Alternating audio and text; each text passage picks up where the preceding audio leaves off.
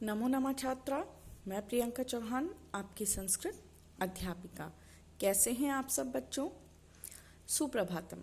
अष्टवीं कक्षा के बच्चों, कल हमने द्वितीय विभक्ति की थी और आज हम करेंगे तृतीया विभक्ति। तृतीया विभक्ति यानी करण कारक।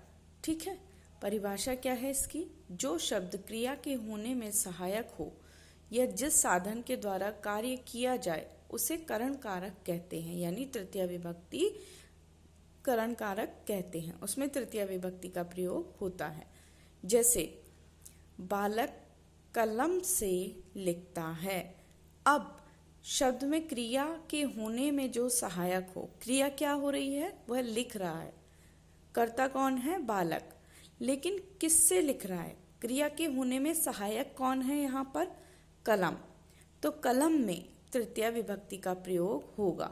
अब देखिए यहाँ पर जैसे मैंने तीनों लिंगों में यहाँ पर लिखा है, ये यहाँ पर इसका चिन्ह का अर्थ समझते हो कि यहाँ पर भी तृतीया और यहाँ पर भी तृतीया विभक्ति आएगी। जैसे रामेण रामाभ्याम रामई, तो बालक है तो बालकः। अब किस में आएगा? कलम। तो क्या आएगा? कलमेन।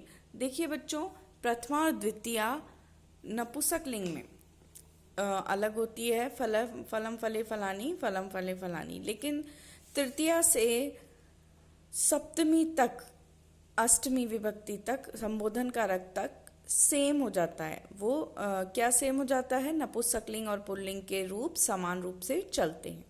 ठीक है, तो देखिए अब यहाँ पर हमने कलम में तृतीया विभक्ति लगाई तो क्या बनेगा? कलमेन। ठीक है, कलमेन। फलेन के तरह कलमेन। ठीक है, कलमेन क्या है बताइए? नपुंसकलिंग है ना। चलिए नियम पहला देखते हैं। हीन रहित सहित विना के योग में तृतीया विभक्ति होती है। हीन रहित सहित विना, इन चारों का अर्थ जो है, इन चारों में तृतीया विभक्ति होती है। जैसे कि देखो, नेत्रों से हीन व्यक्ति देखने में असमर्थ होता है। नेत्रों से हीन, तो नेत्रों में कौन सा बताइए क्या बनेगा? एक वचन, द्विवचन या बहुवचन? कौन सा वचन बनेगा? नेत्र दो होते हैं तो द्विवचन, तो नेत्राभ्याम से। ठीक है, नेत्राभ्याम हीनः द्रष्टुम असमर्थः भवति। यहाँ पर नेत्रों से हीन, यहाँ पर विभक्ति में नेत्राभ्याम बना है क्योंकि नेत्राभ्याम नेत्र दो होते हैं, है ना। यहाँ पर वैसे नेत्रों से हीन, यहाँ पर कौन सी विभक्ति का प्रयोग किया जाएगा? नेत्र जिसके पास नहीं है, तो यहाँ पंचमी विभक्ति का प्रयोग होता अगर हम अर्थ की दृष्टि से देखते हैं, नेत्रों से हीन। लेकिन यहाँ पर द्वितीय विभक्ति का प्रयोग क्यों किया गया है? यहाँ पर नियम क्या कहता है? हीन रहित सहित विना के योग में तृतीया विभक्ति होती है। ठीक है, नेत्राभ्याम, तो ये क्या बना? रामाभ्याम। उसी प्रकार नेत्राभ्याम हीनः द्रष्टुम असमर्थः भवति। ठीक है बच्चों, दूसरा नियम देखिए। किम क्या, क्यों, प्रयोजन यानी कारण। किम यानी क्या, क्यों, प्रयोजन यानी कारण, अलम यानी पर्याप्त, यानी बस कहते हैं ना, हसितेम अलम, यानी बस, हंसना बस करो या हंसना पर्याप्त है, इस प्रकार से। तो आइए इसका उदाहरण देखते हैं। देखिए के साथ तृतीय विभक्ति होती है। मूर्खों का पुस्तकों से क्या प्रयोजन? तो देखिए, मूर्खाणाम, मूर्खों से, तो मूर्खाणाम, पुस्तकै किम प्रयोजन, किम प्रयोजनम। जिस प्रकार से रामाणाम बनता है उसी प्रकार से मूर्खाणाम, ये अकारांत है ना, इसलिए पुस्तकै किम प्रयोजनम, मूर्खों का पुस्तकों से क्या प्रयोजन। अब इसमें तृतीय विभक्ति किस में लगेगी? यहाँ पर पुस्तकै और किम प्रयोजन, तो मूर्खाणाम में मूर्खों का क्या प्रयोजन है? मूर्खों का पुस्तकों से, तो मूर्खों में तृतीया विभक्ति का प्रयोग होगा। ठीक है, अगला देखिए। सह साकम सार्धम समम, साथ में शब्दों के साथ तृतीया विभक्ति का प्रयोग किया जाता है। सह साकम सार्धम समम, इन चारों शब्दों का अर्थ एक ही है। अर्थ क्या होता है? साथ में। ठीक है, जैसे राम मोहन के साथ घूमता है, तो जिसके साथ घूमता है, जिसके साथ का प्रयोग होता है उसमें तृतीया विभक्ति लगती है। जैसे रामः मोहनेन किसके साथ घूमता है? मोहन के साथ। तो मोहन में तृतीया विभक्ति का प्रयोग होगा, तो मोहनेन साकम भ्रमति। एक चीज और, तृतीया और पंचमी विभक्ति में से और के द्वारा से पृथक्करण, ये हमेशा ध्यान रखना। से के द्वारा में होता है जिस तृतीया विभक्ति में कि जिस चीज से आप कर्म कर रहे हो, है ना, क्रिया के होने में सहायक है, तो वो चीज उसके साथ रहेगी, अलग नहीं होगी, है ना। और पंचमी में वो अलग हो जाती है, ठीक है, पृथक्करण हो जाता है, और तृतीया में साथ रहती है। तो मोहन के साथ घूमता है, तो मोहन में तृतीया विभक्ति का प्रयोग होगा।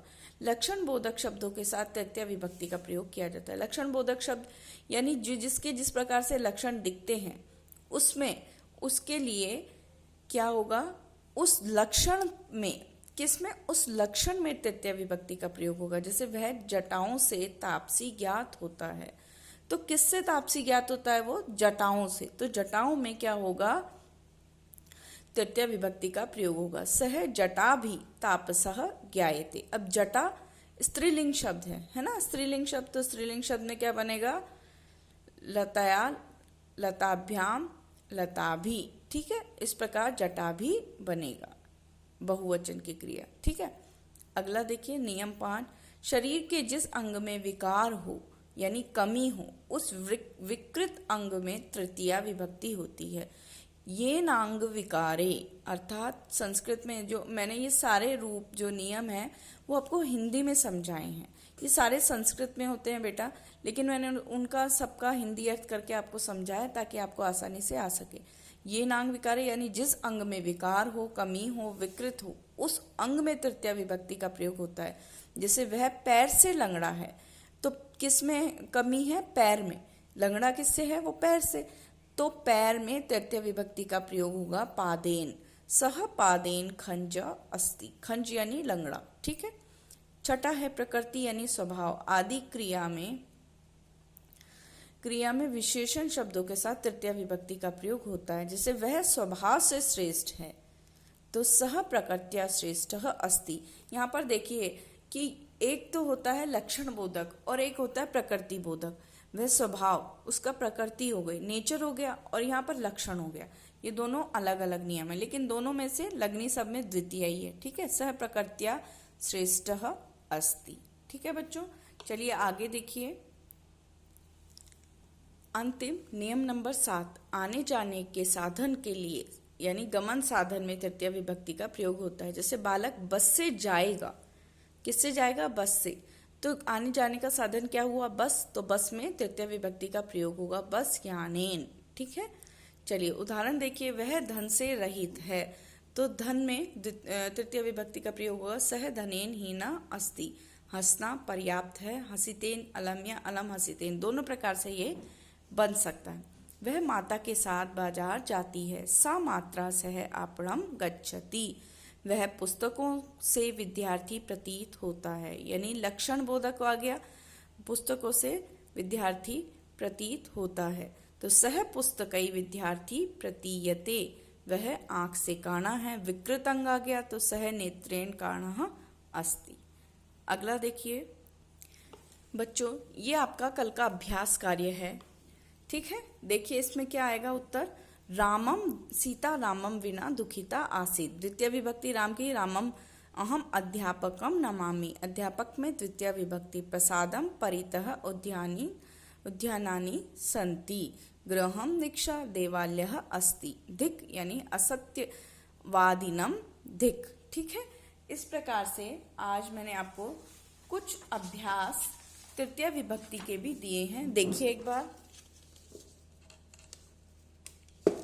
इधर देखिए, तृतीय विभक्ति के देखिए, इसका लिंक आपको डिस्क्रिप्शन बॉक्स में मिल जाएगा, तो आपको इसको सॉल्व करना है, ठीक है। जैसे कृषकः क्षेत्रम कर्षति, कृषक यानी होता है एक किसान, क्षेत्र यानी भूमि, अपने खेत को, कर्षति यानी जोतता है, किससे? हल से जोतता है। तो यहाँ पर फिर से वही चीज आ गई, तृतीय विभक्ति किससे जोड़ता है? हल से। तो क्रिया का साधन क्या है? हल, तो इसमें हलेन आएगा। उसी प्रकार से ये सारे आपको पुष्प यहाँ पर जिसमें बहुवचन की क्रिया है तो आपको उसमें भी बहुवचन लगाना है, एक वचन में एक वचन, इस प्रकार से आपको करना है। ठीक है बच्चों, इसको सॉल्व कीजिए। कल मैं फिर इसको फिर वापस से आपको सॉल्व कराऊंगी अगली विभक्ति करने से पहले। आज के लिए इतना ही, कल फिर मिलते हैं अगली विभक्ति के साथ। धन्यवाद। स्वस्थ रहिए, मस्त रहिए।